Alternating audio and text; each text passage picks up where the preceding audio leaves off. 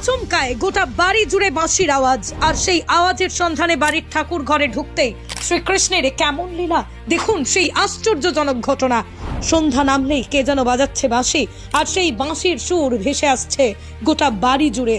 কিন্তু গোটা বাড়ি তন্ন তন্ন করে খোঁজেও কিচ্ছু নেই।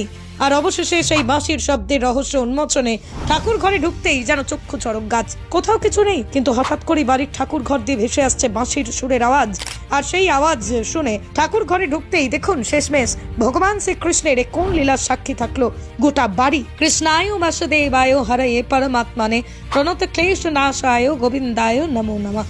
যার নেই কোনো আদি নেই কোনো অন্ত, তিনি হচ্ছেন স্বয়ং মুরলীধর শ্রীকৃষ্ণ।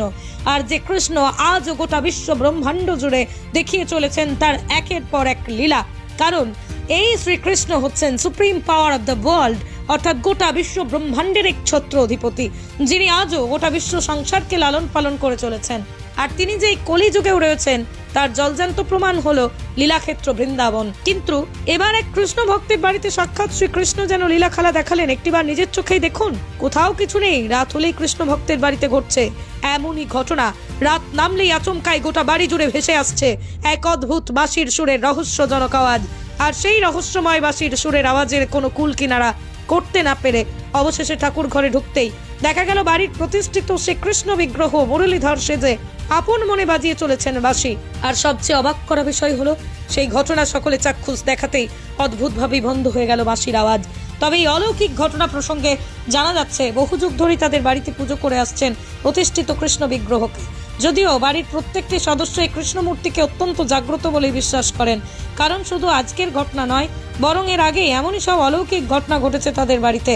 আর এবার বৃন্দাবনের মতন শ্রীকৃষ্ণ তার বাঁশি বাজিয়ে দেখালেন এই অলৌকিক লীলা, যেখানে রাত নামলেই শুধুমাত্র এই বাড়ি থেকেই শোনা যাচ্ছে বাঁশির সুর।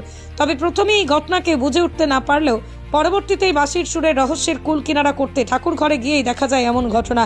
স্বয়ং শ্রীকৃষ্ণ তার সাধের বাঁশিটি হাতে নিয়ে বেজায় আনন্দে বাজিয়ে চলেছেন বাঁশি, আর সেই বাঁশির সুরেই সকলকে মোহিত করে রেখেছেন।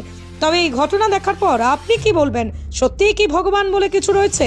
তাই যদি আপনার সাথেও এমন কোনো অলৌকিক ঘটনা ঘটে থাকে তাহলে এক্ষুনি জানিয়ে দিন, আমাদের পাঠিয়ে দিন আমাদের নম্বরে। কথায় রয়েছে, বিশ্বাসে মিলাই বস্তু তর্কে বহুদূর। আপনি যদি মনে প্রাণে ভগবানকে বিশ্বাস করেন তাহলে তিনি সব সময় রয়েছেন ঠিক এমন ভাবেই। তাই আজ এই শ্রীকৃষ্ণের অলৌকিক লীলা সকলকে জানিয়ে দিতে আসুন ভিডিওটিকে প্রচুর শেয়ার করে ছড়িয়ে দিই সকলের মাঝে। জয় শ্রীকৃষ্ণ, হরে কৃষ্ণ।